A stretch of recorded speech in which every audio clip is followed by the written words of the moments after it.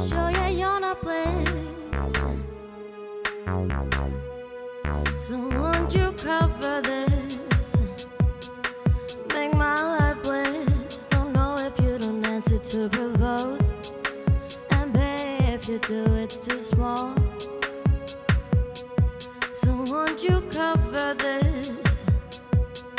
Make my life blessed. You know I've done enough for something better. And you should be down on me. So won't you cover this? Like make my life blessed. Yeah, I could fall for a heartbeat. So won't you stay?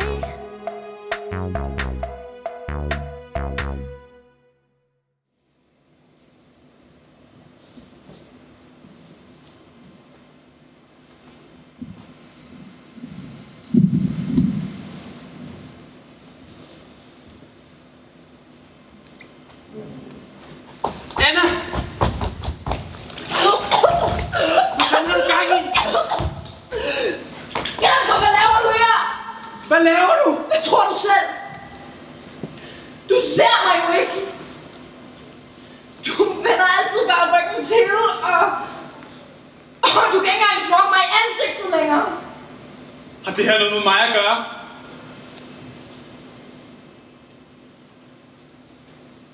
Anna!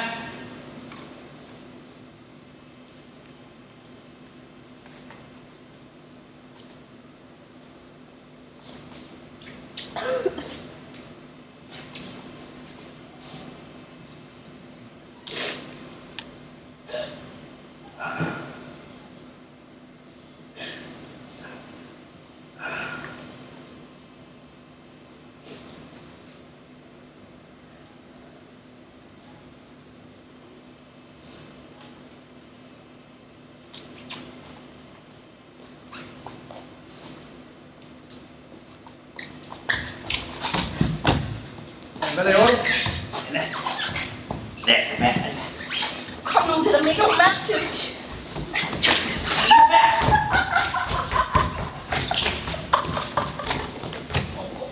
Har vi fandme optaget mig?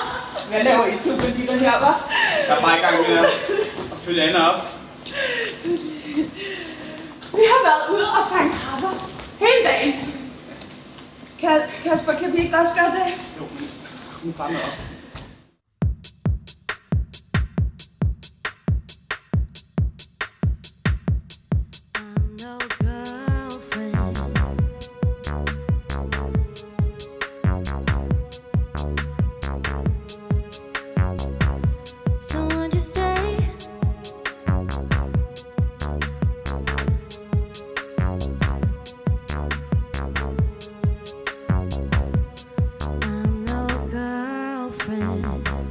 So won't you stay?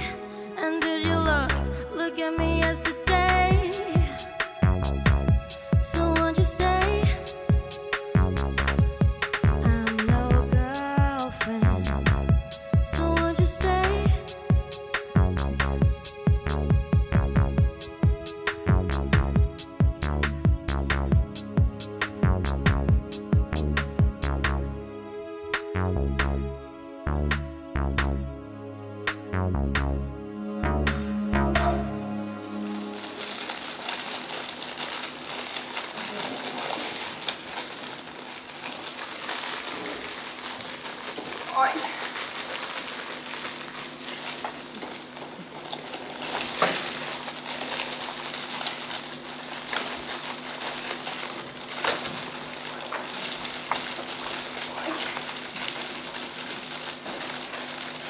Altså, jeg er ikke... Nej!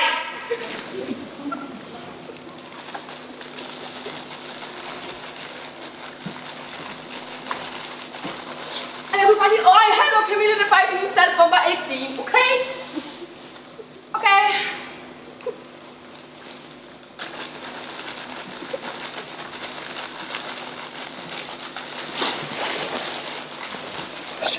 Og jeg kan altså faktisk overhovedet ikke få dem op. Jeg tror bare slet ikke, det er meningen. Jo, men Kim, jeg havde en ven, der spiste saltbomber, så jeg kunne jo godt lide rum. Nej! Camille, jeg havde også engang en ven, der spiste saltbombe. Fedt er fedt, Camille. Er det Niels? Nej! Jo. Ej, Camille! Sagde du lige Niels? Altså, jeg er Niels, som... Ja, Niels. Ja, Ej, fordi min ven havde også Niels. Ej, det var faktisk det samme. Camille, altså... Det kunne tænkes, at der var flere i verden, som hed Niels og havde smagt en saltbombe, ikke? Ja, det er ikke Camille. Den samme Niels, ikke? Det skulle da bare være. Prøv lige at overveje noget, ikke? Vores vennesikler, ikke? Vores vennesikler bevæger sig rigtig meget inden for de samme, ikke?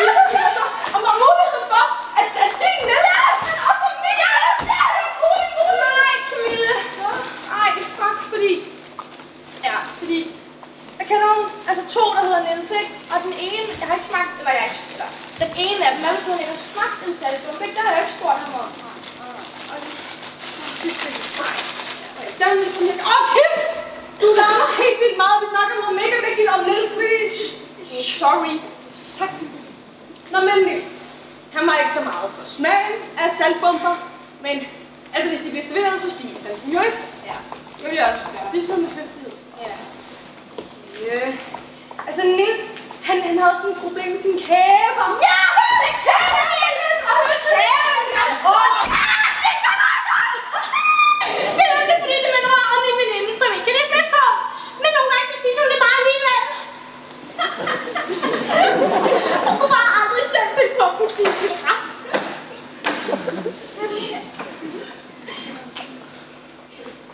Ja, okay, nu bryder jeg lige ind, fordi jeg havde nemlig tænkt på, når vi alle sammen er samlet på Fakta Q. Skal vi så ikke lege en leg? Ej, det synes jeg er en virkelig dårlig idé. Hvorfor det? Jeg synes, det er så sjovt at lege en leg. Skal vi godt lege flugtsalat? Altså frugtsalat. Hvad? Det hedder frugtsalat. Hvad med frugtsalat? Det er en leg, Kim. Nå, okay, fint. Altså, den kan vi også lege. Hvad skal vi så der? Du har selv foreslået leg, jeg tror bare, du udtalte det. Jeg kan da godt lide frugtsalat, fordi det minder mig om min veninde, som ikke kunne lide fiskål. Fordi nogle gange så putter hun nemlig avocado i frugtsalat. Og det smager faktisk ret godt. Nej, det gør det jo så bare overhovedet ikke. Ja, og avocado er faktisk slet ikke lavet til, man putter det i frugtsalat. Det ved jeg, fordi jeg kender faktisk ham, der opfandt avocado, så... Gør du? Ja. Så jeg spørger... Camille? Jeg skal sove, Camilla. Sov, lille Camilla. Og vi Camille? Avocado i frugtsalat? Jeg ved faktisk ikke rigtigt, hvad avocado er, så... Nej, altså, det var også den anden Camille, ikke? Ja, Camilla. Der er lige noget med... Avocado i frugtsalat? Ja. Det ved jeg ikke lige sådan. Altså, hvad ved du ikke? Nej, det ved jeg ikke.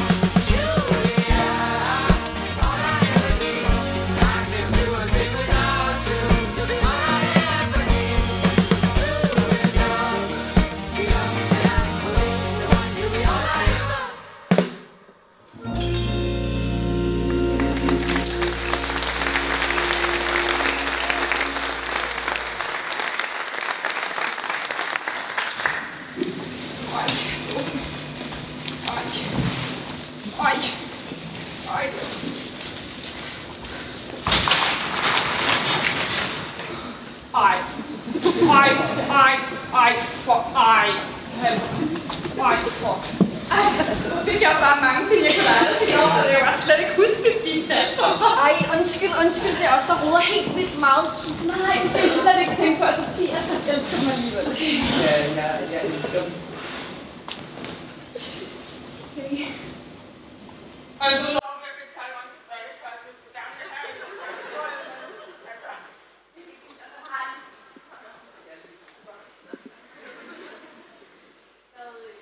Er I på sådan en kultur?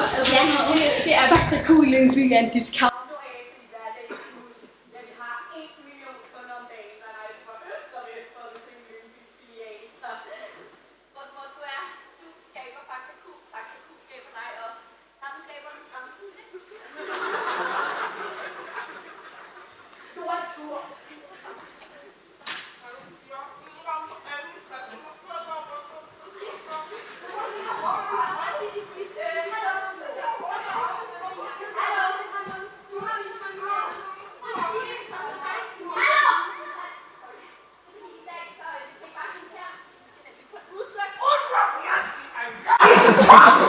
Ja, vi skal ind til byen, og så skal vi... Yes. Altså, nu har vi bestilt frokost på turen, og vi er jo nogen, der er veganere. Er du veganer? Jeg er også veganer, men så kan jeg bare til at spise en hel kylling.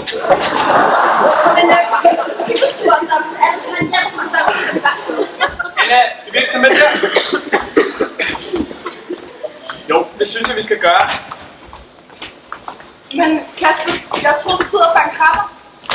Jamen, jeg tror altså hellere, at vi er nede til byen. Og det kunne også være... Kunne det ikke være lidt federe at være sammen med nogle af de andre? Men du lovede, at vi skulle ud og fange krabber. Ej, det Og jeg har gjort mere end flopfisk. Jeg tror ikke, at jeg så meget til med. Så vi snart kunne få noget nyt tøj.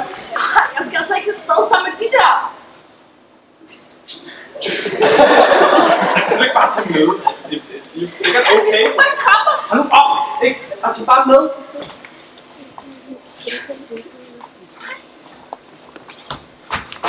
Nej, det er godt, men vi er på vej nu, så hvis I skal med, så er det nu. Jeg smutter altså bare med, ikke? Og så kan du bare ordne. Kasper! Okay, faktisk, vi skal da komme.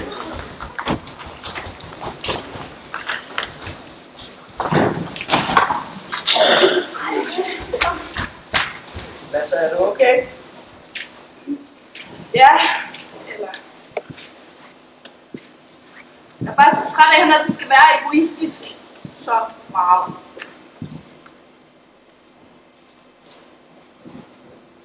Og det er også bare fordi, han gider mig ikke. Og det var også... Jeg må virkelig undskylde for i går. Jeg kunne slet ikke tænke på at tøsen. Det er også bare fordi, han aldrig gider være sammen med mig alene længere. Det kan jeg sgu også godt forstå irriterende, men tror du ikke, at det havde været bedre end ingenting at tage på den natur der? Yes. Ja, så Det kan godt være sød at hente nogle drinks. det er klart, prinsemand.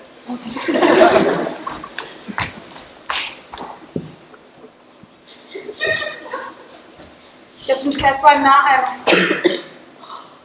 Så er det sagt. Altså, kan jo ikke være helt galt, vel? Hvad mener du? Vi havde da lidt alene-tid sammen i går aftes, så ikke? altså, nu ved jeg ikke, hvordan det er for jer, vel? Men altså, for mig og Mathias i hvert fald, så kan jeg godt afsløre mellem dig og mig selvfølgelig, at de eksotiske omgivelser har hjulpet ham lidt ud af starthullerne, eller det er hvis du forstår mig. Nej, det var bare overhovedet ikke samme effekt på mig og Kasper.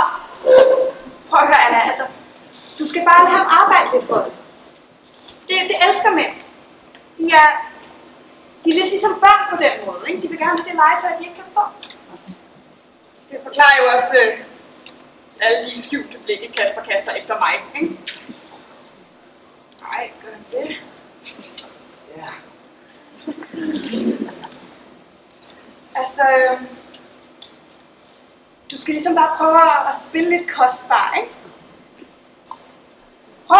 lidt sjovt uden ham.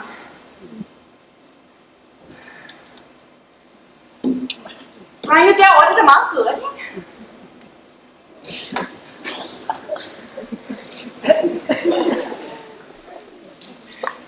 Ej, tænk over det. Det er ikke så svært, du skal bare lade være med at tænke over det.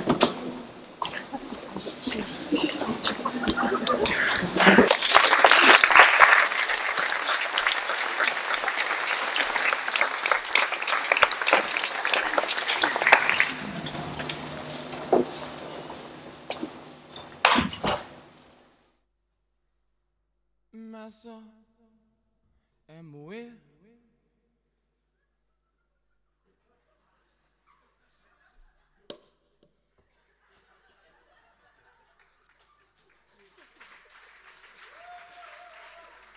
Og det, der hører til, masser af fede spotlights, privatliv og musik. Fra job til job, koncert uden stop, iskolde garderober, autografer og sceneskreg. Men om natten, når lyset brænder ud, og alt bliver stille, er du ene, så ene. Venner en masse, halvtomme glas, kærtegner, glemte løfter, kontrakter og gas. Ja, døgn uden hvil. Hej mand, prøv nu på at smil. Ja, og spred dine smukke vinger og flyv som en fugl. For i nat, når lyset brænder ud, og alt bliver stille, er du ene, så ene.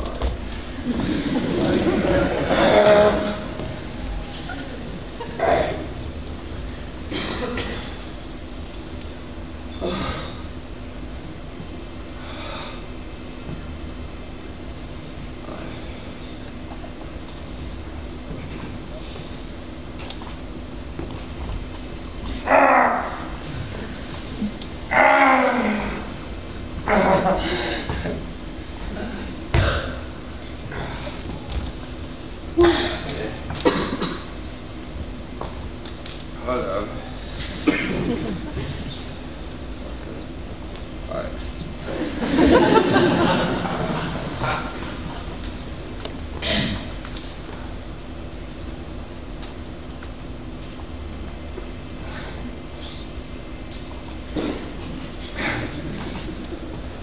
Hej. Boris.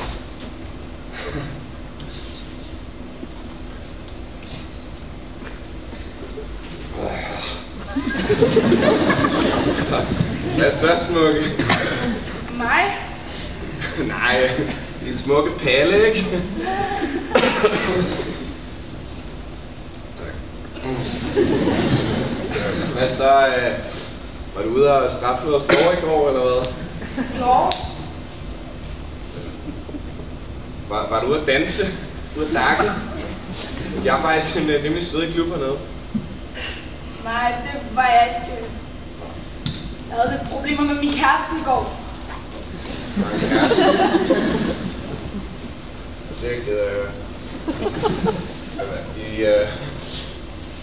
I har nogle problemer, eller hvad? Ja, det går ikke så godt. Ej. Det er sgu det der. Det er lidt svært. Ja.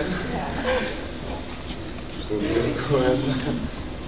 Men jeg snakker med Juliane og... Hold kæft, hvor er det koldt, mand! Fryser ikke også? Det gør jeg. Ryggen balle så plads til flere. Jamen lige 2 sekunder. Må jeg komme med mig engang? Hvad laver du, mand? Har du ikke nogen fucking situationsfornemmelse? Du har ikke nogen situationsfornemmelse. Jeg har en situationsfornemmelse. Du har ikke nogen situationsfornemmelse. Nå, men Jonas var så langsom, og så tænker jeg lige, at jeg sige hej og...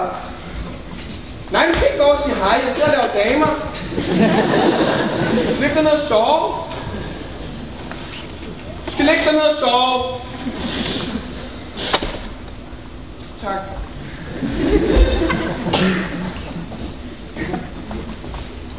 Det er mig og Tobias og Jonas, der er afsted sammen, ikke?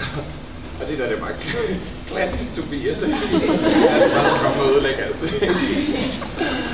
Og det er ligesom, det er altid ham, der det er altid ham, der skal ødelægge alting. Og det er ham, vi altid skal vente på, når...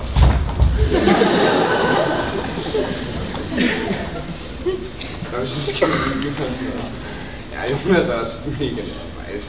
Men jeg er ikke sådan særlig noget.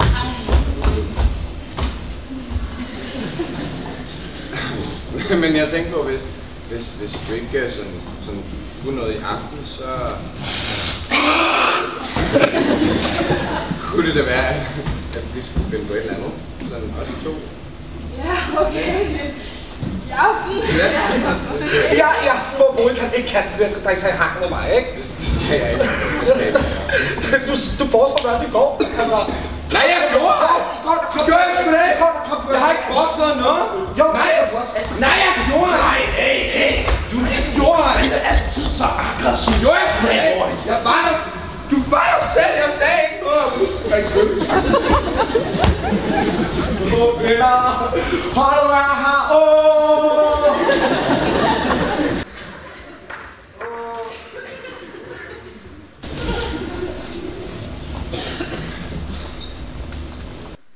Jonas, ved du hvad jeg gjorde i går? Jeg sad med nødder. Patter!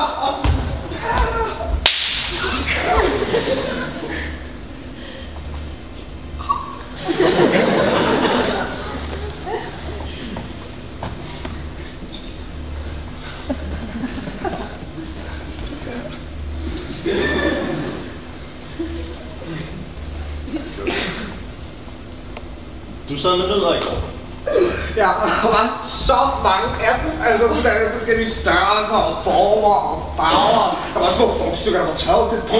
Og så følge med af en hjerne. Og så begyndte jeg at tænke på, det er faktisk ligesom vores samfund, hvor vi alle sammen er forskellige racer og former for nødder. Og så er så inde i den der lille bitte plastikpose, der er der faktisk lille bitte din samfund i den der nødmix, så hvis man virkelig tænker over det, så må det påvirke hinanden og sende signaler og kommunikere på en eller anden måde. Fordi ellers så kan det ikke noget venner. Nødder påvirker ikke hinanden, Tobias. Der er noget, du ikke har fanget her, Jonas, fordi hvis du nu tænker på, at du har... Nej, hvor er du dum at høre på! Kan du lade være med at komme hjem med venner, som jeg har sagt? Nej, fordi... Fucking lort, mand! Fuck, mand! Det er fucking hver gang! Jeg sidder der og damer, ikke? Så kommer jeg ind til mig slet. Fucking mand!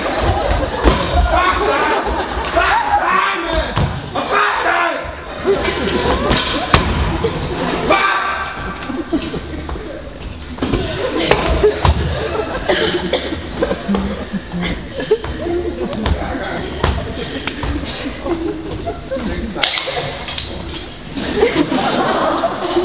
Skulle heller ikke, fordi du er blevet bedre til det lort. Altså, hvad havde du regnet med, at det ville ske?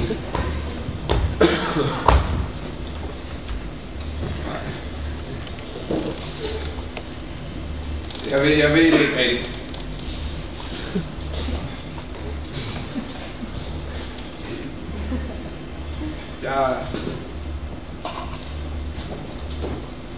Jeg går op, ikke? Jeg går op og længere. Okay? Okay.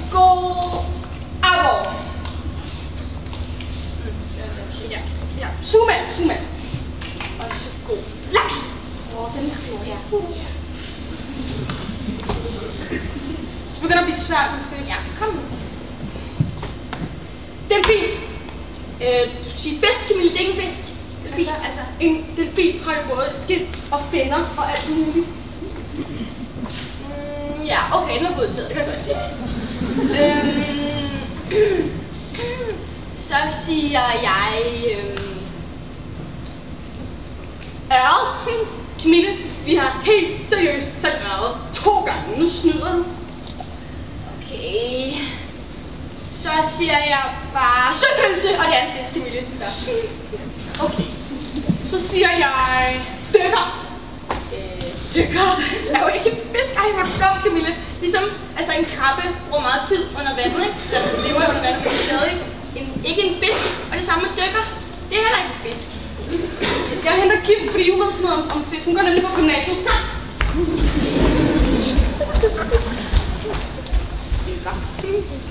Okay, så vi leger vores fiskeleg, og så siger jeg dykker, fordi jeg er kreativ like that.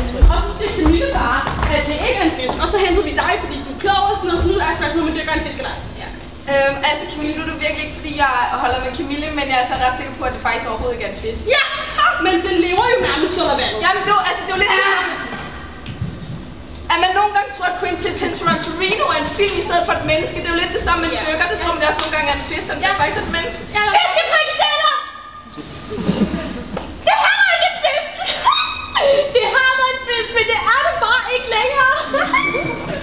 Ja, så altså fisk i datid, ikke? Det er jo ligesom...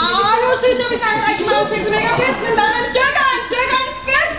Nej, okay, faktisk cool. Det er fordi, nu er vi altså samlet igen. Skal vi så ikke nej, hva'? Hvis I alle sammen bare rejser jer op. Det var fordi, det minder mig om det var. Det minder mig om det var, at jeg startede i gymnasiet. De havde nemlig forberedt alle mulige sjove lege, som vi så kunne lege sammen. Fordi så kunne vi nemlig lege den bedre at kende. Yes! Jeg troede, vi var færdige med at lege. Nej, hvorfor? Fordi, Sally, jeg er virkelig træt, ikke? Virkelig.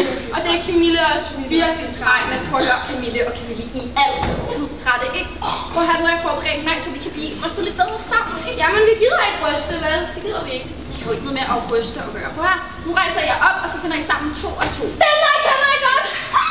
Okay, men jeg har ikke forklaret reglerne. Ja, og i øvrigt skal man også være 3 og 3, så... Okay, men hvis... Tugefisk! Jeg løbte jo fisk! Okay, nu forklarer jeg lige reglerne, fordi I rejser op, så finder I sammen 2. Hvorfor skal du altid sådan bestemme det hele og være sådan... Det er fucking irriterende!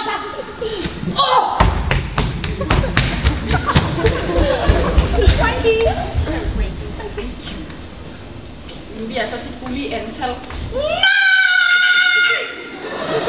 Nej, Sally, vi leger bare en leg anden dag, ikke også? Der er også fest i aften. Ej, det er en videre med mig. Skal vi ikke have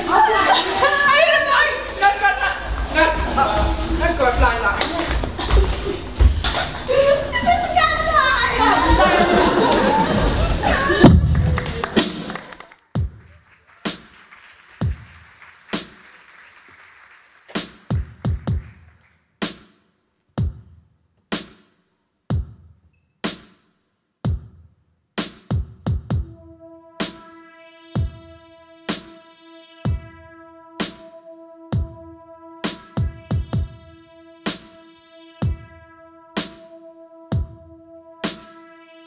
That's the one, oi. How did he not find the baggie with his hand in my shoe? It was way too close for me, or at least they let me through. Should be a good night in here, Ramo in the main room. People keep pushing me though, no reception on the phone. And I'm thinking, they said they'd be here, they said in the corner. And I'm thinking,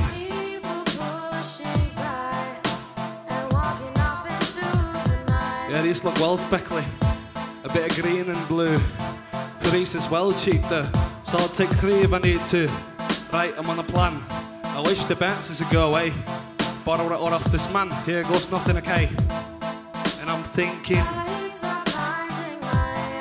oh, that's proper rank. That tastes like hairspray. And I'm thinking,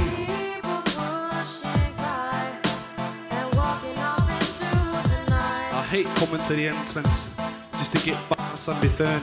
I have no new messages, so I haven't they phoned. Meant you right message, so where are you and Simone? Sends message dance number, where have they gone? And I'm thinking, why is the message pending? Where the fuck are ya? And I'm thinking,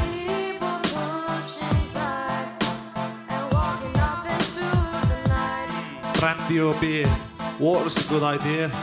Wish that bar lady'd appear and come serve over here. Where the fuck could they be? Still over in the corner. This night chatty, I keep thinking I saw her. And I'm thinking, Lights are blinding my eyes. And I'm thinking, People pushing by and walking off into the night. I'm still not feeling anything, so this has got to be a dud. It's been ages since I necked it. I smoked 6 tabs to the knob.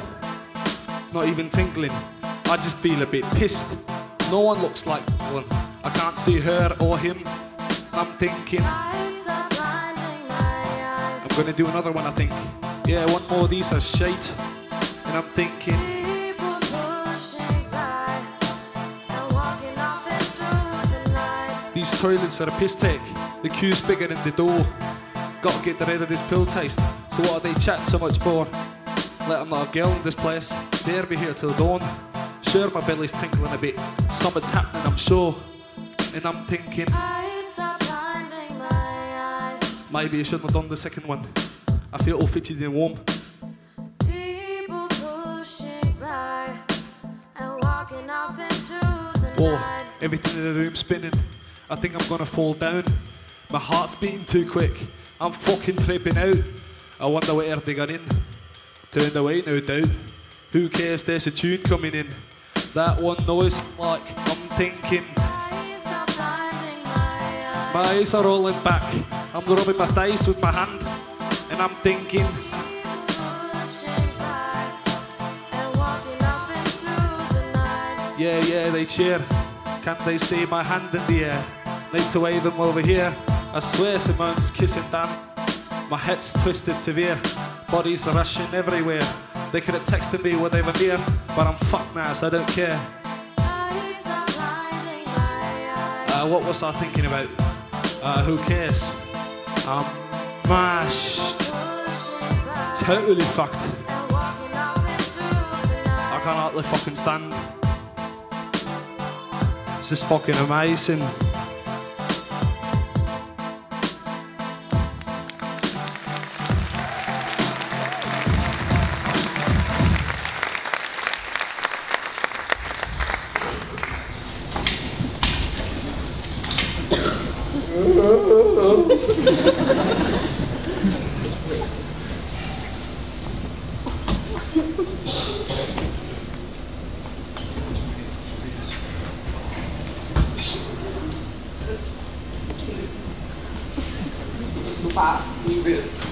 Nej.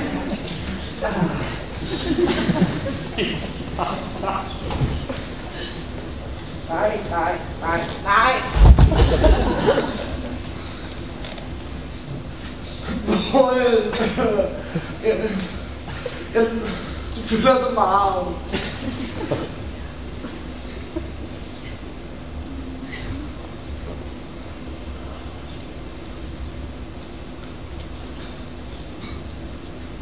Men spørgsmålet er jo ikke, om du fylder med, du plejer at gøre, altså.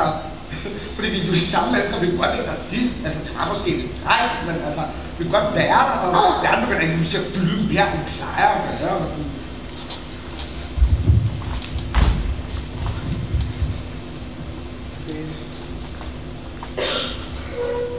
Det er ligesom med bord.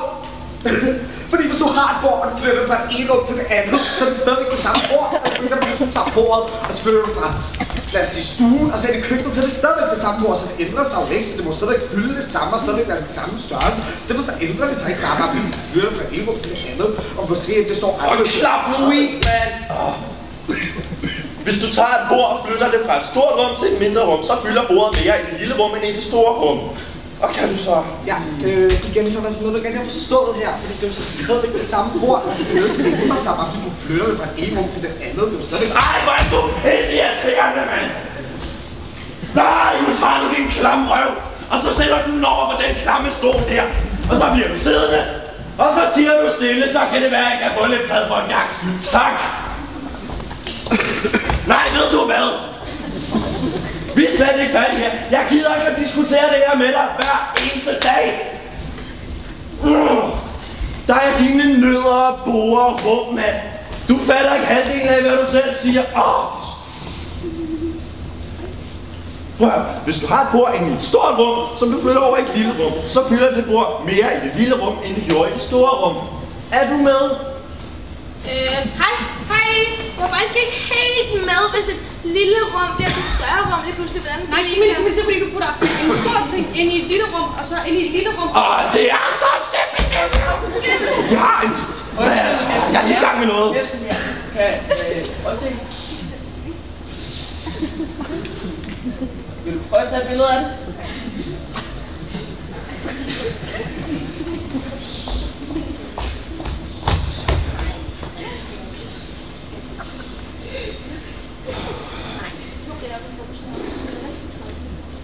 Nej, Jonas, altså du kan altså, kan du lige vente 2 sekunder? Nej! Det jeg siger til dig er, at jeg er pisse træt af, at du altid skal snakke om alt det der. Undskyld.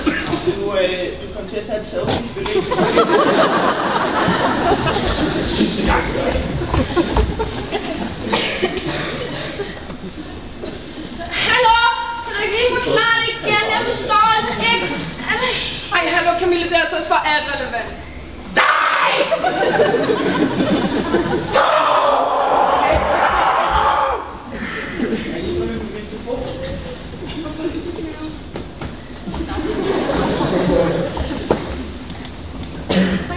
Han var fandme sur, hva'? Han er bare kronisk knørkende. Det vil jeg gerne. Vil du gøre det igen, tror jeg? Den virker sådan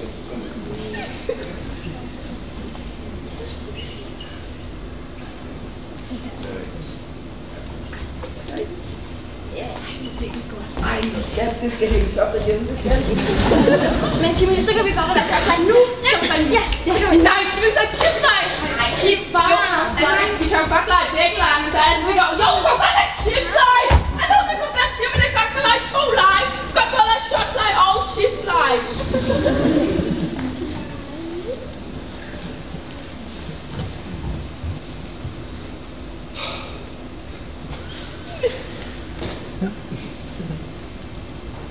Tobias. Tobias, bliver du ked af det, når Jonas han sådan skal fægte med armene og forklare dig alting og belære dig om alt muligt lort?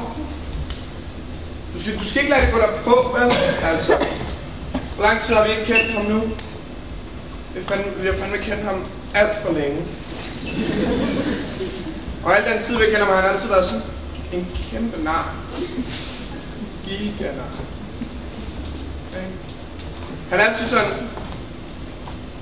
jeg har læst noget i Politikken om rummerborer. Nu skal du høre alt, hvad jeg ved om rummerborer. Han er bare sådan en ordentlig KU-klam og poli-klam, kedelig-klog, ikke? Og du er sådan, jeg har tænkt over borerum, sådan filosofisk velovervejet i forhold til borerum. Forstår du, hvad jeg mener? Og jeg prøver bare at fortælle dig, at han er en kæmpe nar. Og især over for dig, men det er også, jeg tror det er fordi, at han kan mærke, at du ligesom er sådan den svage af os 3. Ja. Han er bare en kæmpe nar. Og jeg er også lidt en nar. Jeg er slet ikke lige så meget nar som ham. Jeg er sådan en medium nar, og han er sådan en kæmpe nar. Og jeg prøver bare at fortælle dig, at jeg var en nar, ikke? Jeg tidligere med Anna. Der, hvor Anna hun kom, og så kom du. Og så kunne jeg ikke rigtig vælge mellem jer. Eller jeg kunne godt vælge mellem jer, men jeg kunne bare ikke vælge dig, vel?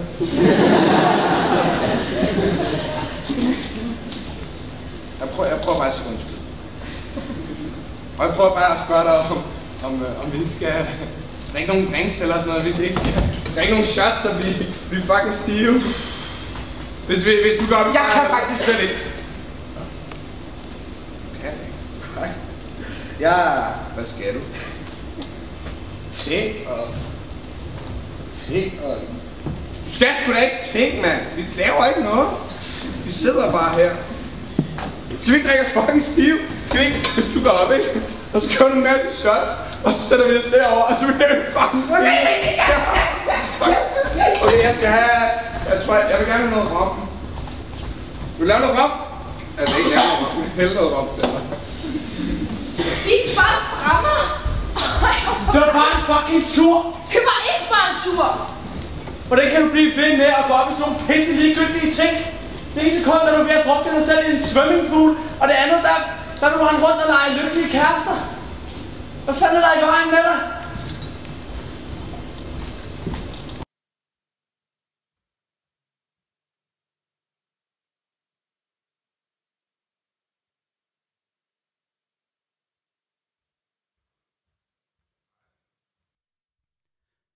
Men om natten, når lyset brænder ud, og alt bliver stille, er du ene, er du ene, er du ene, yeah, er du ene, så ene.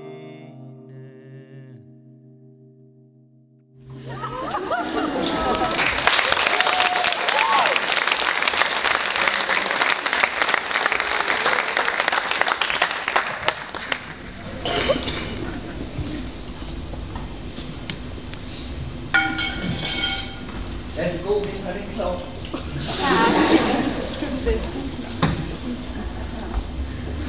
Nå, var det en god tur i byen? Ja, det var okay. Var der nogle gode ting at se? Det var faktisk lidt et hul. Men det var ret rart med noget luftforandring.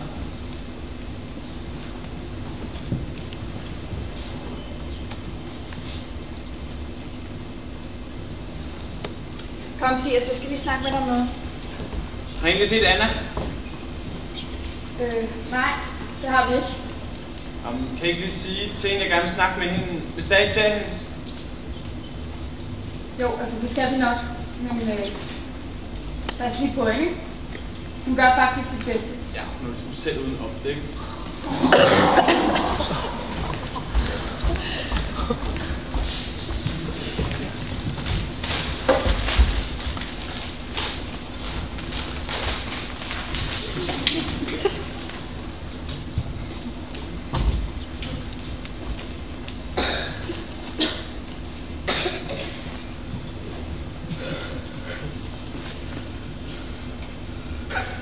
Hej, det er Tobias. Kasper.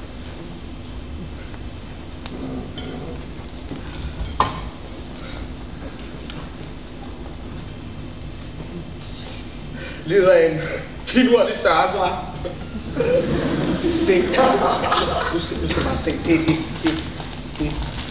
er faktisk sådan en mødning. Altså, hvor der er alle mulige forskellige slags møder. Der er også små kusiner og brugstykker, og de påvirker sikkert alle sammen hinanden og kommunikerer. Og måske har de også venner. Hvem ved, måske til byen, der er lidt stive. Måske. Har du set din kæreste? Du skal lov til at snakke med, jeg sidder faktisk lige her. Det er bare, hvis du virkelig tænker over det, så må de jo komme i kontakt med en eller anden på en eller anden måde. Altså, hvordan gør de overhovedet? Hold nu op med dine nødder. Har du set min kæreste? Det er faktisk vigtigt. Hold da kæft.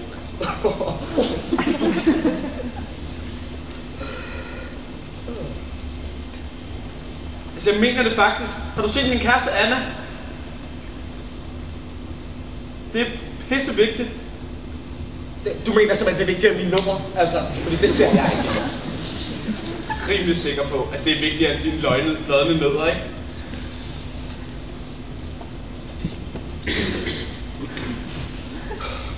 Der var en pige, som gik sammen med Boris tidligere.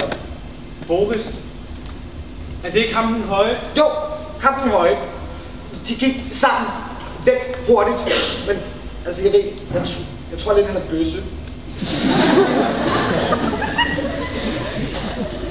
Jeg håber altså virkelig ikke, at det var ham, du så Anna sammen med. Jeg har været en kæmpe idiot. Jeg vil bare gerne finde hende. Så kan vi måske drikke nogle shots. Ej, hvor det bare synd for dig, altså. Wow. Men det er måske også bedre, at jeg tager hende med ud og fanger nogle krabber. Det vil hun i hvert fald rigtig gerne. Ja.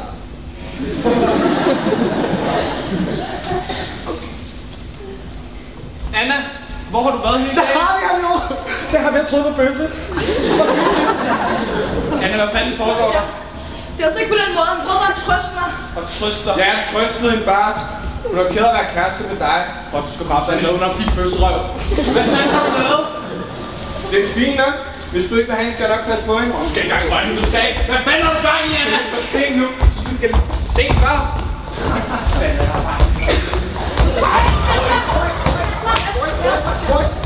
Boys, man står ikke på pølse.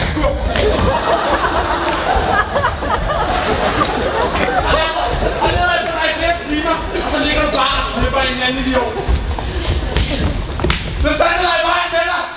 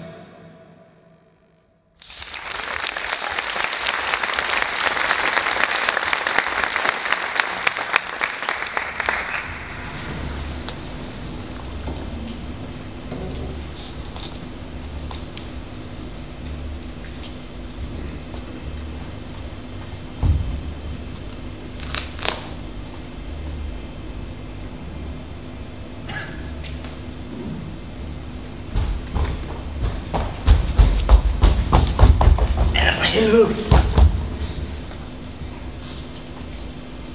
Anna!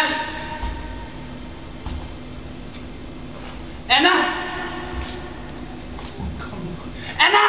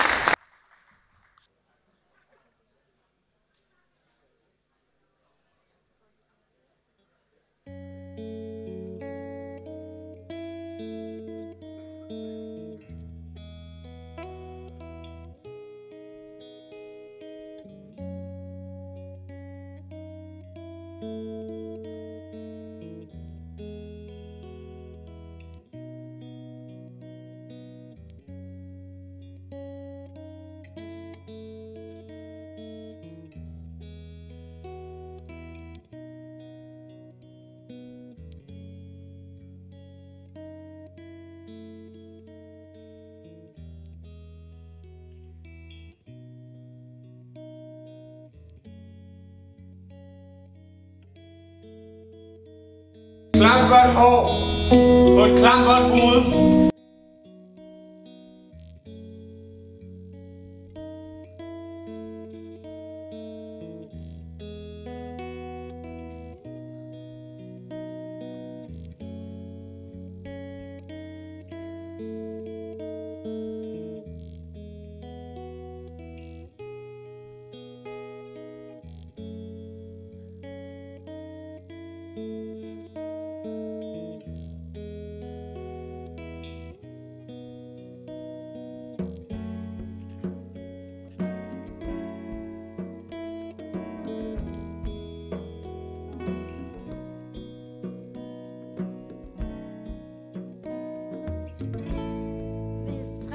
Springer ud en måned tidligere i år.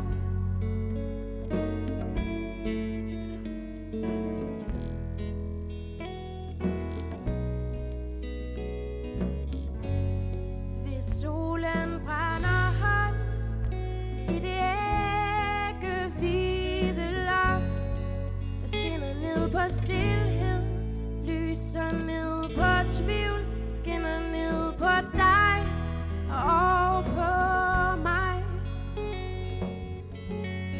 Kan vi så lade som om,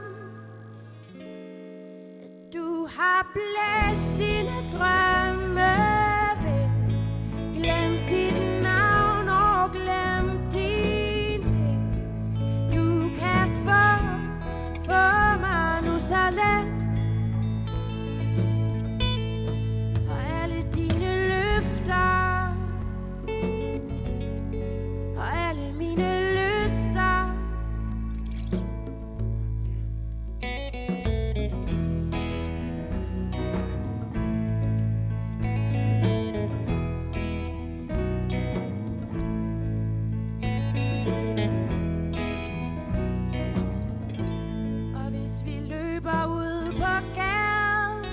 Kun i elektricitet.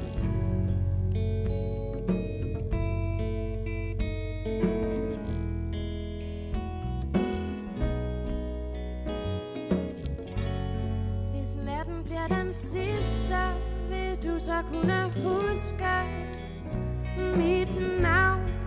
Ingenting skal visne, men alt skal springe ud. For vi er unge lidt endnu.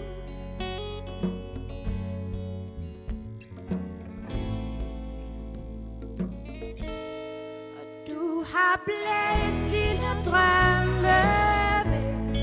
Glem dit navn og glem din tekst. Du kan få mig nu så let. Du kan få mig nu så let. Alle dine løfter og alle mine lyster. Ingenting skal visne, men alt skal springe ud. For vi er unge lidt endnu. Ingenting skal visne, men alt skal springe ud. For vi er unge lidt endnu.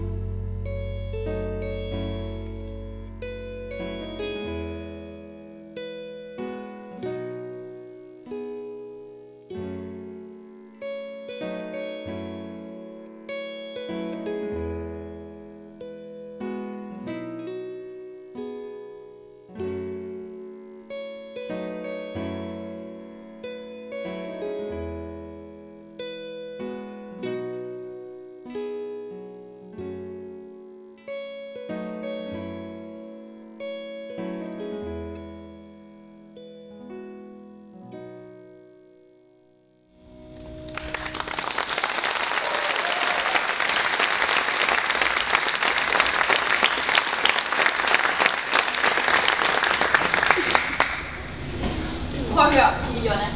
Kunne det ikke være sjovt, hvis du tog konsekvent? Ja. Det er bare lidt kedeligt at skulle stille spørgsmål hver gang. Ja, det gør det altså. Kom så. Glem det. Jeg tager sandhed. Surprise. Igen. Så du lige den lyselukker, hva'? Okay. Okay, Birgitte, har du nogensinde... Jonna. Jonna, har du nogensinde prøvet... Birgitte Jonna. Birgitte Jonna. Okay, BJ, har du nogensinde prøvet at blive hjerteknuser? Nej.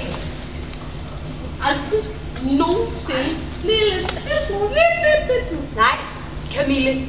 For hvis der var nogen, der havde knust mit hjerte, så ville jeg jo ligesom ikke sidde her. Vel? Du sidder sgu lige der, kan du sagt det? Jeg mener bare, at der er ingen af os fra Fakta Q, der har fået knust vores hjerter. For så vil vi jo ligesom være døde, ikke? Altså, BJ, du ved godt, hvad det er, vi mener. Kan du bare svare på spørgsmålet? Ja. Hvis jeg vidste, hvad I mente, så vil jeg svare på 0,5. Det kan jeg godt fortælle jer. Det vil jeg gøre. Okay, men du forstår, hvad du mener, så kan du godt svare på spørgsmålet, ikke? Men jeg forstår det jo ikke! Jeg forstår det jo ikke!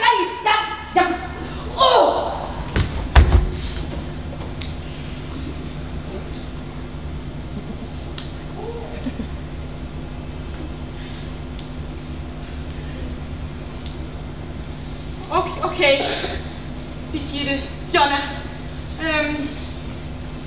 Det er fordi, at når man er...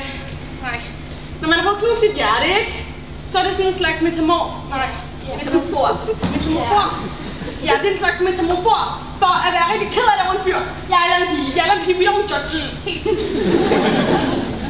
Jeg synes bare, at det er lidt vildt at antage, at alle er indforstået med jeres metaforer. Ikke, altså, Birgitte, Jonna, du så sgu da det hele foregår op i hjernen, ikke? Så har du fået knust til hjernen, måske. Det kunne godt være. Min hjerne? Hvad snakker du om med min hjerne? Du skal ikke tysse på mig! Det var altså overhovedet ikke det, der var meningen, Popper. Synes, skal vi ikke godt sige, at det er din tur nu, ikke? Og så kan du tage konsekvens. Ja!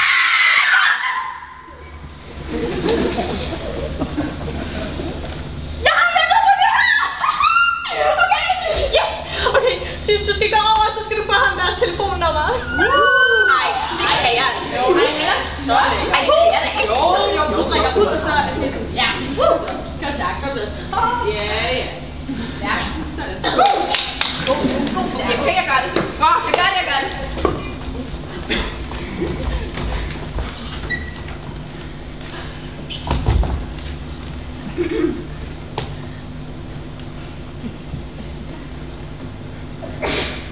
Hej. Hej, smukke. Ja. Hvad hedder sådan en flot fyr som dig? Jeg hedder Boris. Boris. Jeg hedder Sys.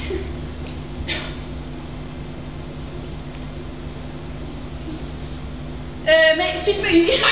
Nej. Ja.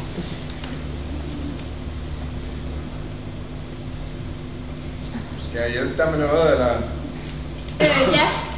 Jeg tænkte nemlig på, om du måske du havde lyst til at drikke en drink.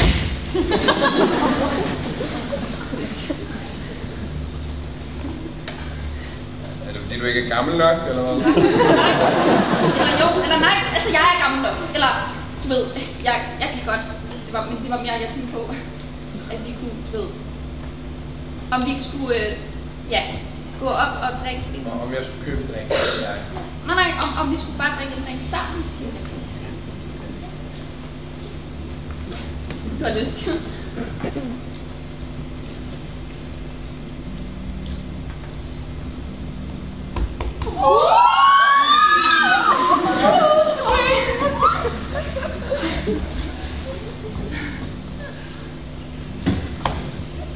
Jeg har ikke så meget lyst til at drikke drink. Ikke lige nu, i hvert fald.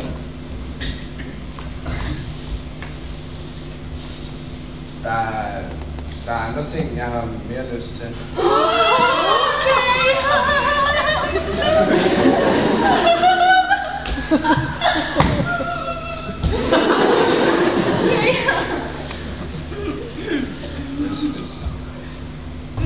Hvis du har lyst, altså.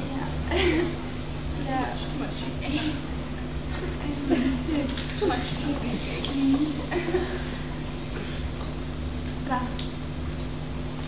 Så slapper vi lige af. Men der sker jo ikke noget, vel? Hey, lige have den der drink. Kom, Sys. Der var virkelig lækker. Nej, så skal man holde sig klar.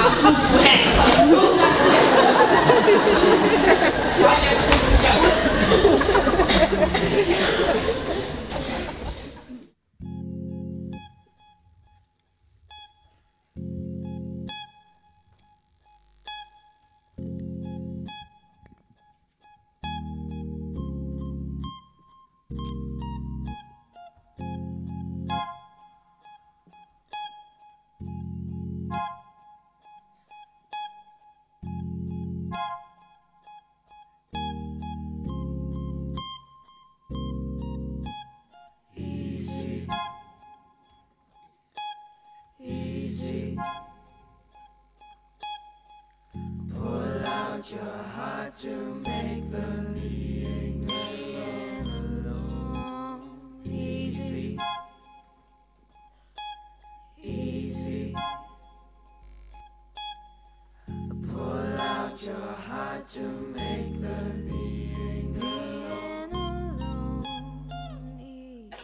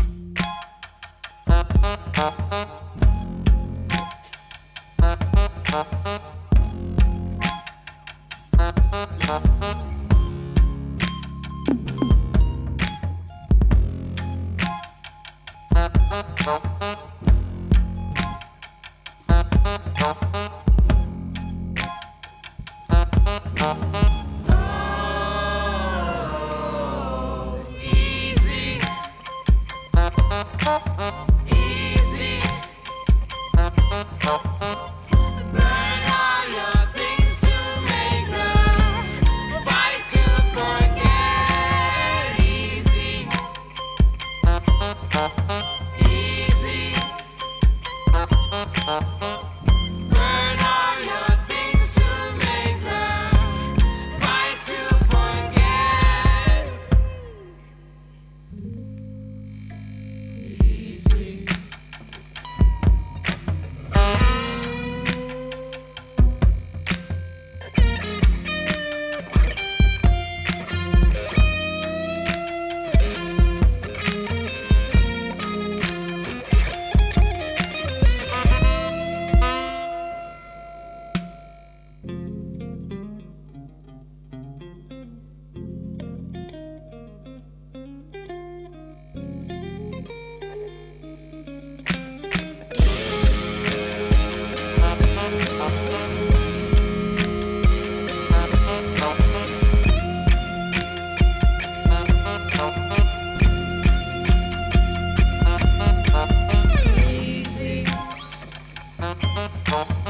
Easy.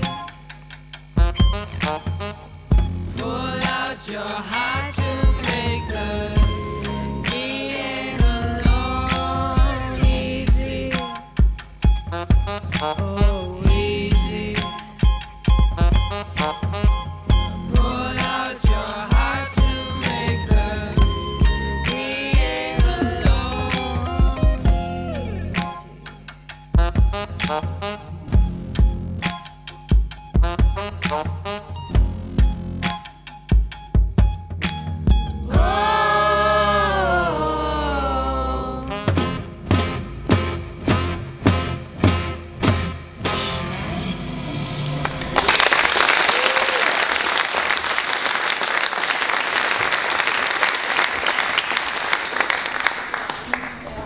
Jeg forstår det bare ikke, det giver jo ikke nogen mening. De havde det da godt sammen, havde de ikke? Man er da kun sammen, hvis man har det godt, er man ikke? Altså, jeg tror ikke, det er så simpelt, særligt. Altså, jeg tror godt, man kan være kærester, ikke? Og så have det meget fint, men så inde i en selv, så er man bare sådan, du ved, sådan rigtig ked af det, ikke? Altså, Sally, det er jo virkelig kompliceret, altså meget mere kompliceret, ikke? Først så bliver man jo født, og så 1000 tråde vikler sig ind i ens liv, og så når man, så når man møder andre voksne, som der også har 1000 tråde selvfølgelig, og så hvis nu du kommer tæt på, så begynder de her tråde og sådan filtre ind i hinanden, og de er virkelig, virkelig lange sådan nogle tråde, ikke? Og så når der kommer en person, der gerne vil sådan prøve at knude dig op og udvikle dig alle de her helt vildt lange tråde, så du bare bliver alt for indviklet. Det der har du ikke fundet på selv. Nej, men det er sådan noget med at lære i gymnasiet. Jeg forstår det bare stadig ikke. Kim, tror du, at mine tråde er meget viklet, fordi det vil jo ikke være så... Hvad er mine tråde? De er mine, de er mere indviklet end Camilles, er de ikke? Nej, mine er mest viklet. Altså Camille, hvad ved du overhovedet om tråde? Jeg ved det faktisk ret meget. Og desuden tror jeg også, de har lavet polyester. Det sagde du bare ikke, Camille. Altså, det handler jo slet ikke om, hvad tråden er lavet af, vel? Det handler jo ligesom om, hvad der er inde i dem. Det var det, vi snakker om. Hold nu op! Der er en pige, der er død. Det er fuldstændig ligegyldigt med jeres dumme tråde. Og desuden, så har polyester slet ikke noget, man bruger til at lave snor med, men noget, man putter i swimmingpool, så vandet ikke bliver så ulækkert.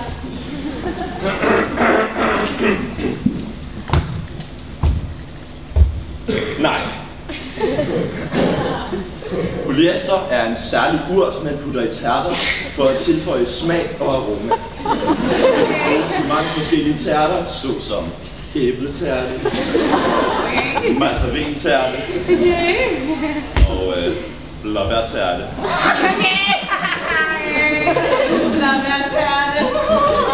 Så det der med rengøringssved, den var du lidt længere ud på landet med. Hold kæft, Jonas! Vi ved sgu da godt alle sammen, hvis man renser fuld til polyester, så er man lige så død, som man er nu. Boys. Hvad? Du har måske lige været ude og give gutten en ordentlig omgang i rengøring endnu, når jeg ved ikke. Hvad?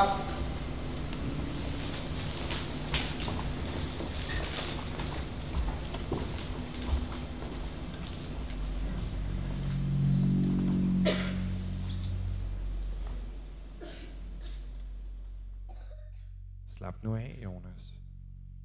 Vi har det fandme godt her. Kan vi ikke bare nyde vores ferie?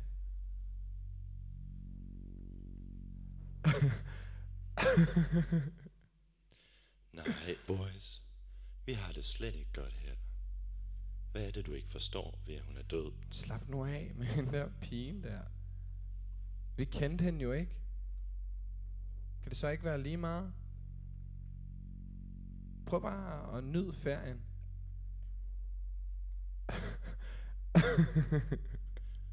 Hvad sker der for dig? Hvad er det, du ikke forstår ved, at hun er død? Hold nu kæft. Kan du ikke forstå, at hun er håbløs? Hun var håbløs. Kan du ikke forstå, at Kasper er lettet? Det var fandme godt, der ikke var nogen til at fiske hende op af den der pool. Fordi hun lå bare der med sit klamme våde hår på sit klamme våde hoved. Hun var fandme død.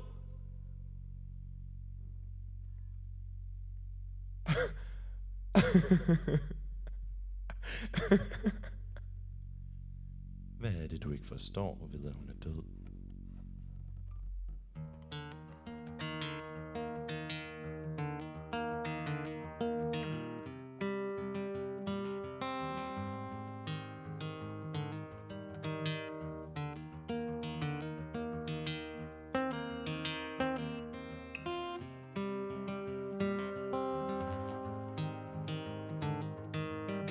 One night to be confused, one night to speed up truth.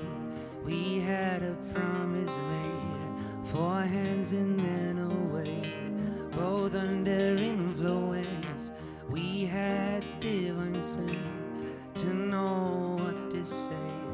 Mind is a razor blade to call for hands of above to lean on. Wouldn't be good enough for me, no.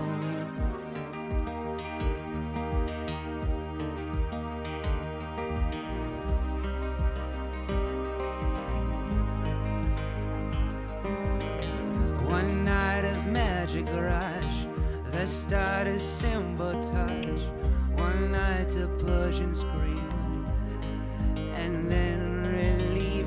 10 days of perfections, the colors red and blue. We had a promise made, we were in love.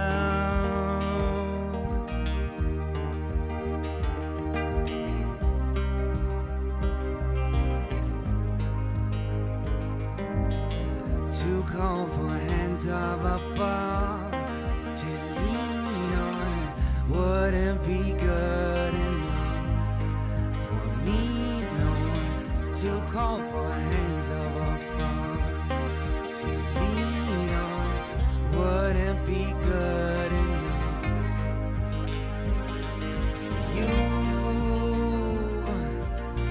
You knew the hands of the devil.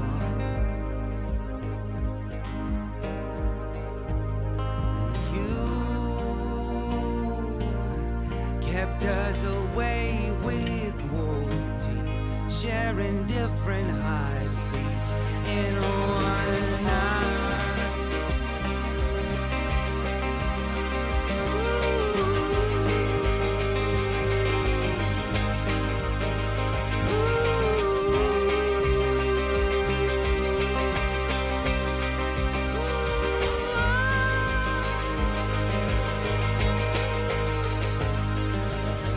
To call for hands of above to lean on wouldn't be good enough for me, no.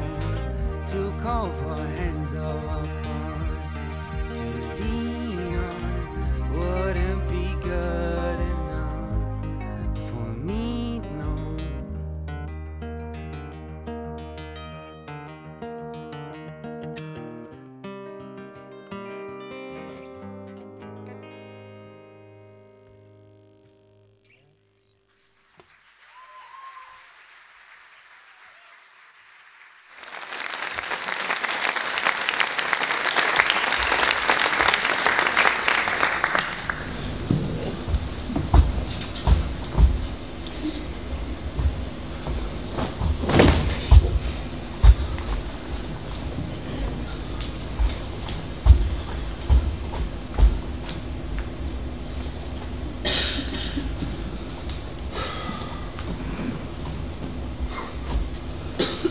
Hej, Jonas. Tobias, der er en ting, jeg har gået og tænkt lidt over. Det er sjovt, og som to. Kan vi snakke om det? Ja, vi kan godt snakke om det. Jeg mangler mit badesedag. Okay. Jeg siger det ikke for sjovt, det her. Altså, har du tid? Tror du, jeg får huller i mine sokker, Jonas? Det er ikke for sjovt, nej. Altså, kan du sætte dig bare lige 2 sekunder, måske? Ja? Skal du ofre dem? Som altid. Mig.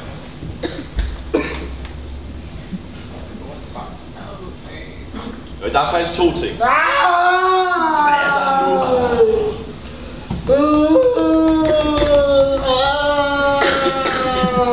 For det første, så vil jeg bare...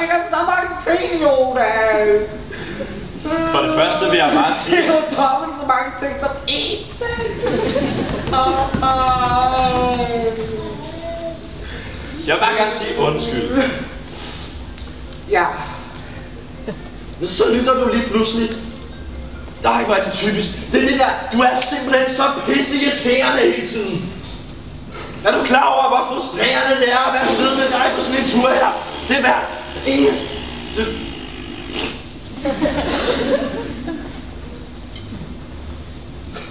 Det der, det kan du gøre så meget bedre.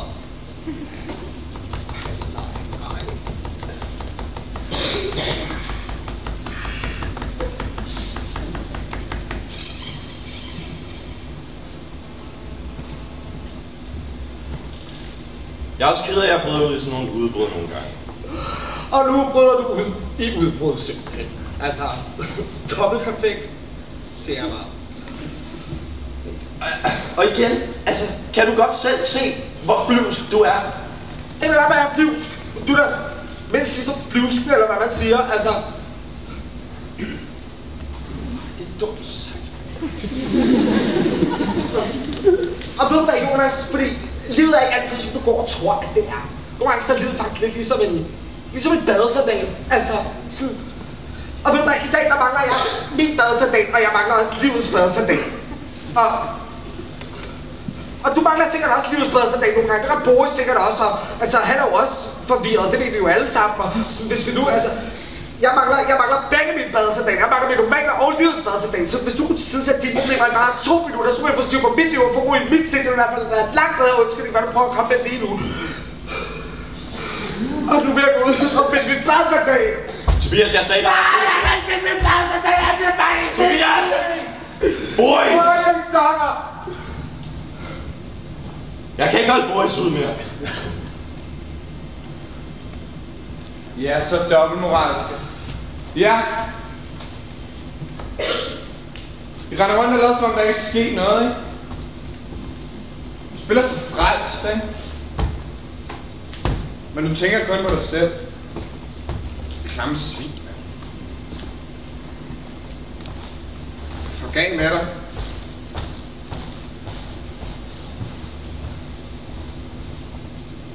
Hvad med dig, hva'? Skal du ikke også slide, hva'?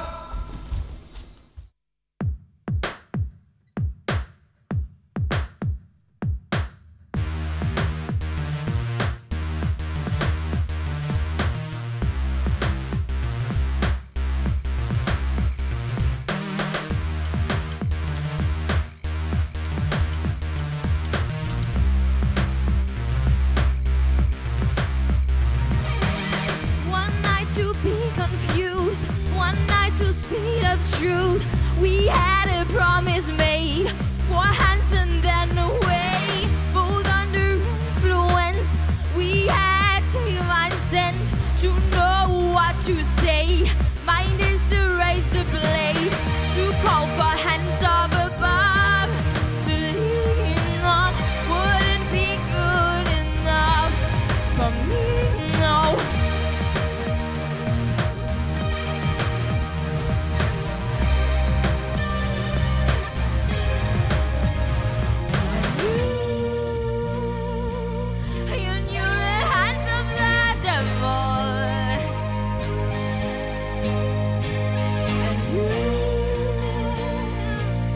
Kept us awake with wolf teeth, sharing different hearts.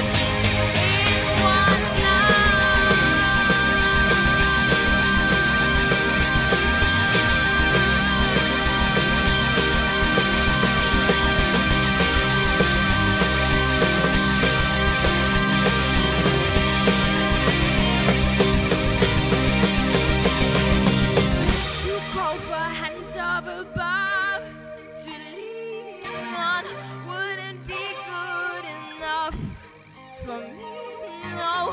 To call for hands up above to lean on wouldn't be good enough.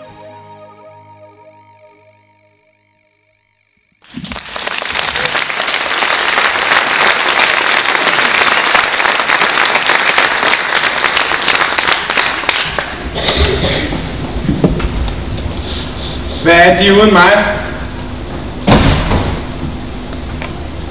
Jeg er bagsiden. Jeg er ham, man helst vil være foruden. Men I ved, jeg har ret, når jeg siger, at det letteste liv, det er et liv uden bekymringer. Og succes, det er jo bare at ende lykkelig. Så hvorfor bekymrer vi os? I sidste ende dør vi alle sammen.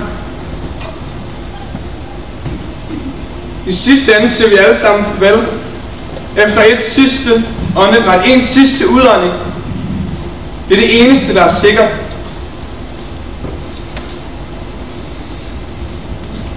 Så hvornår er den her evige bekymring opstået? Den her evige knude i min mave. Knuden, der kun kan løsnes af et liv uden bekymringer. Men som strammes i takt med deres flugt fra mig.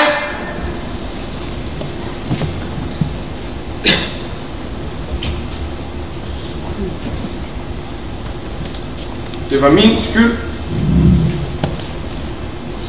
Selvfølgelig var det sgu da min skyld. Og min knude, den strammes, og et liv uden bekymringer, det er nu så fjernet, det er ude på rækkevidde. Selvfølgelig er det lettest at leve et liv uden bekymringer. Men bekymringerne, de indhenter en, og de fanger en, og de ødelægger en. Og det er derfor, man til sidst stopper op og puster ud.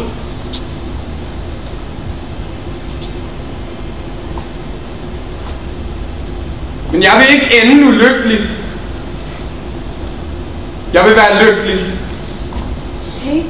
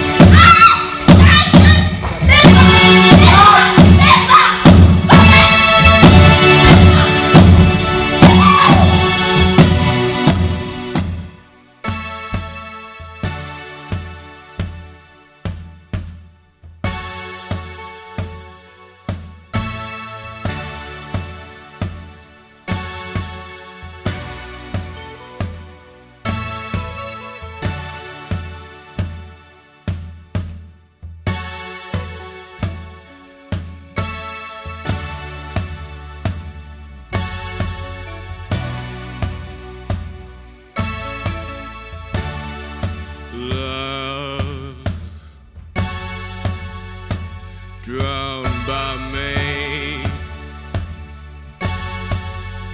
blow me from the mountains and into the sea. Blow me from the side of the mountain, blow my head off, explode my crystal guts, lay my purple on the grass.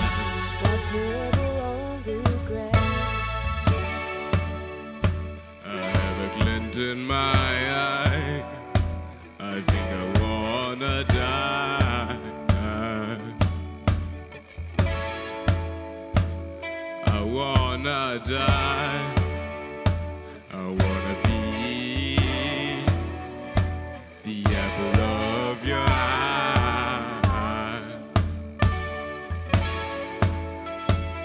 So don't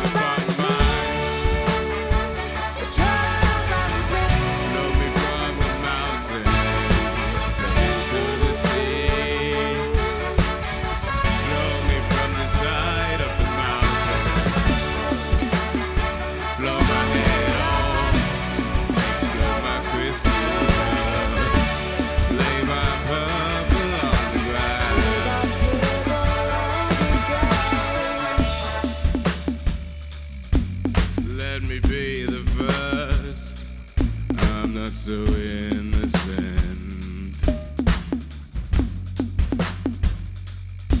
Let me be the one that you choose from above. After all, I'm partly to blame. So hold both blow me from the mountains and into the sea.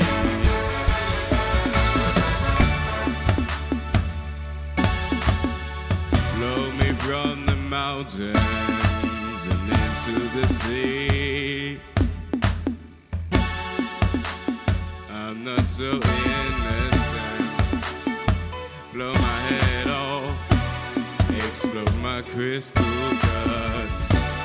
My blood, my blood, my blood. Choose me tonight, choose me.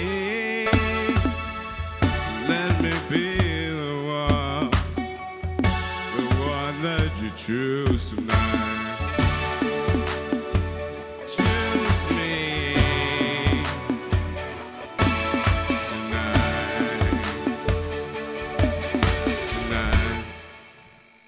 So don't about mine. Blow me from the mountains into the sea. Blow me from the side of the mountain. Blow my head off, explode my crystal guts. Lay my purple on glass.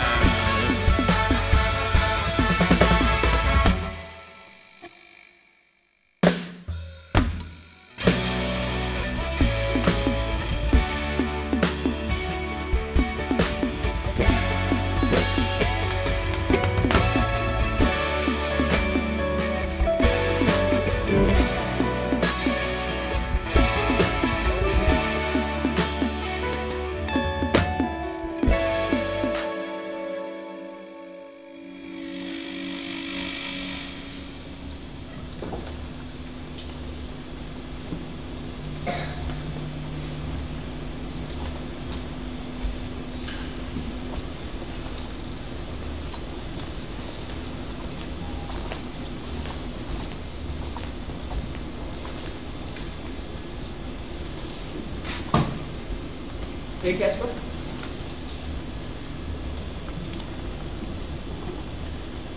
Har du så småt fået pakket dine ting? Ja, det har jeg.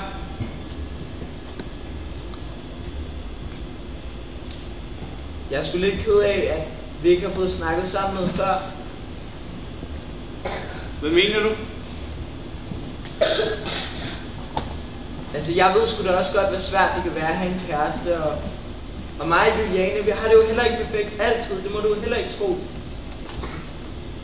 Sådan er det jo. Men, hvordan er det nu?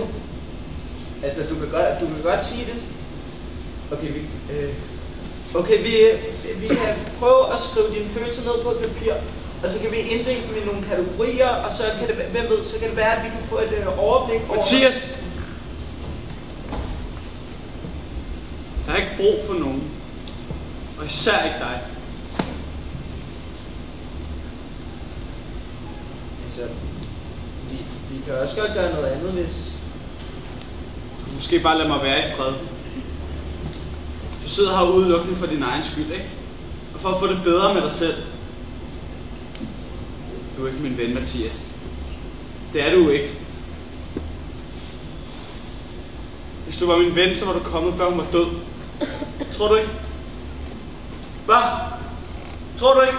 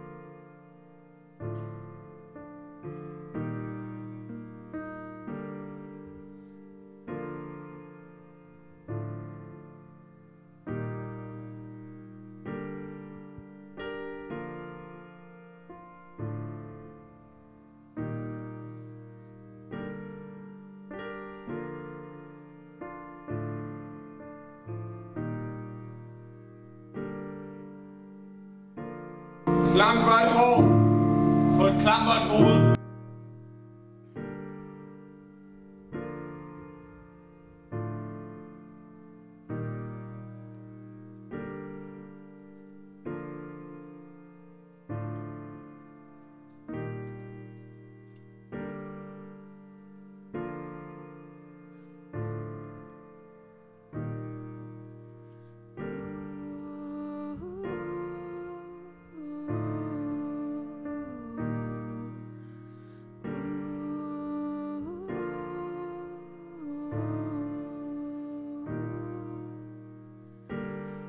Ser vi ud? Ligner vi myrer, som farven kigger op mod noget, som vi længes mod? Fanger en skygge, som bærer mig, holder på dit vejr, vi må hoppe ud.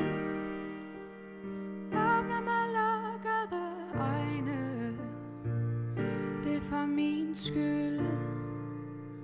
Drømmen om kraner.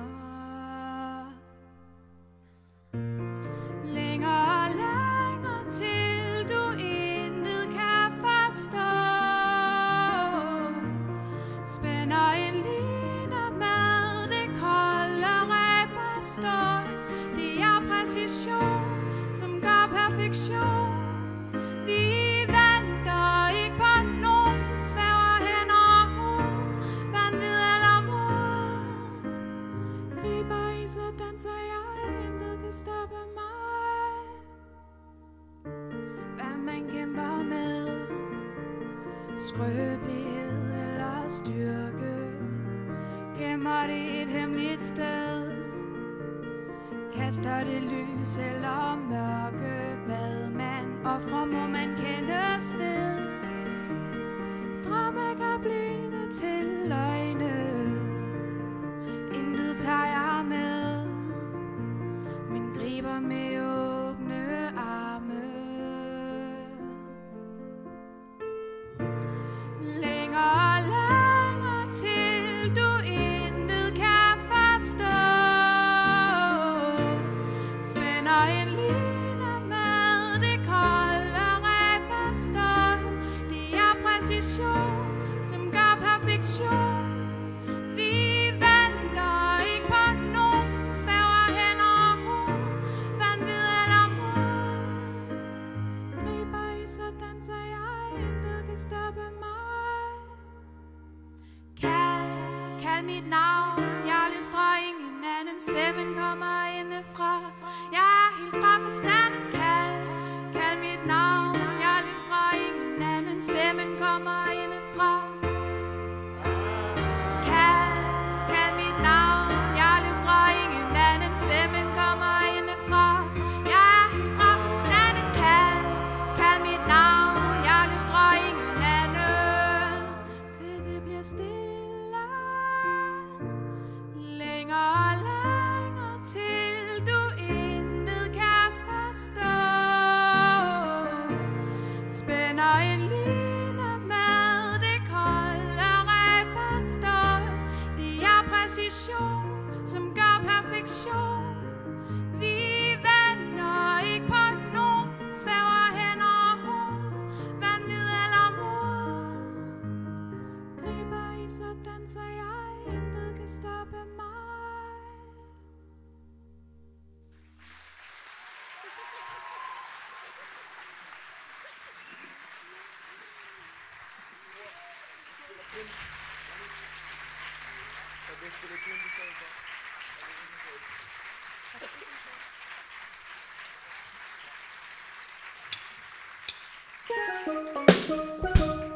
I don't know what you heard about me, but I just can't get a dollar out of me.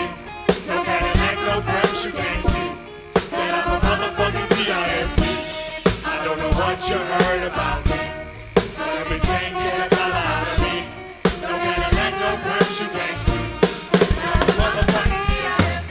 Now shorty, she in the club, she dancing flexing for dollars. She got a thing for that Gucci, that Fendi, that Prada, that BCBG, Burberry, Dolce & Gabbana. She feed them fools fantasies, they pay her cause they want her. I spit a little G-man and my gang got her. An hour later had her ass up in a Ramada. Them trick niggas in the insane to think about her. I got this bitch by the bar trying to get this drink about her. She like my style, she like my smile, she like the way I talk. She from the country, does she like me cause I'm from New York? I ain't that nigga trying to holler cause I want some head. I'm that nigga trying to holler cause I want some bread. I could care less how she perform when she in the bed. Bitch hit that track, catch a check and come and pay the kid. Look baby, this is simple, you can't see. You fucking with me, you fucking with a P-I-M-P. About my money, you see, girl, you can holler at me if you fucking with me. I'm a P-I-M-P, not what you see on TV. No Cadillac, no greasy, head full of hair, bitch, I'm a P-I-M-P. Come get money with me if you're curious to see how it feels to be with a P-I-M-P right in the Benz with me. You can watch the TV from the backseat, I'm a P-I-M-P. I don't know what you heard about me, but I've been skanking $1 out of me. No Cadillac, no perks, you can't see. I'm a motherfucking P.I.M.P. I don't know what you heard about me, but I've been skanking $1 out of me. No Cadillac, no perks, you can't see. That I'm a motherfucking P.I.M.P.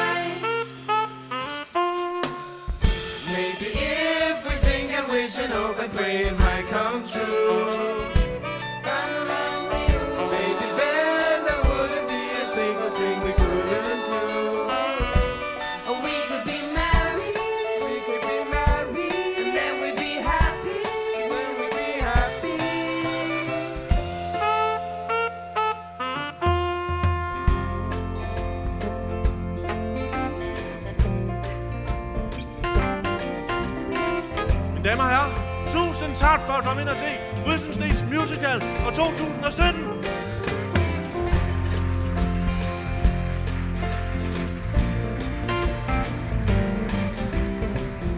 Vi vil gerne give en kæmpe stor hånd til vores dejlige skuespillere.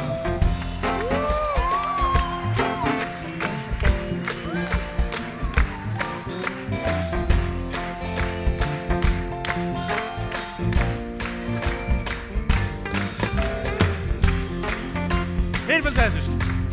Vi vil også gerne give en kæmpe stor hånd til vores dejlige dansere.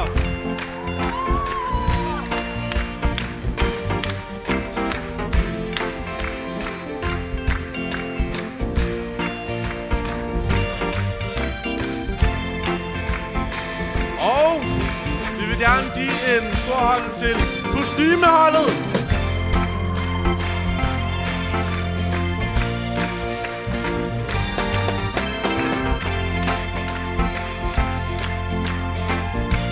En kæmpe stor hånd til scenografiholdet.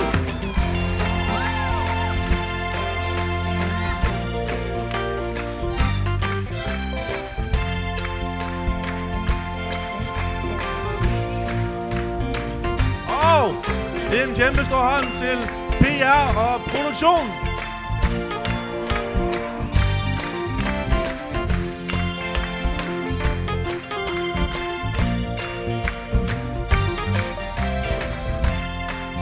Selvfølgelig også en kæmpe stor hånd til vores fantastiske instruktører.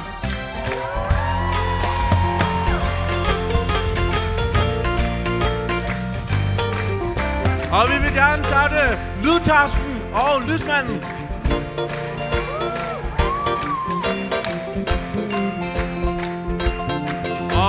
tak til musik. Og nu hvor jeg er her, så vil jeg også gerne sige tak til min mor. Giv den en kæmpe hånd.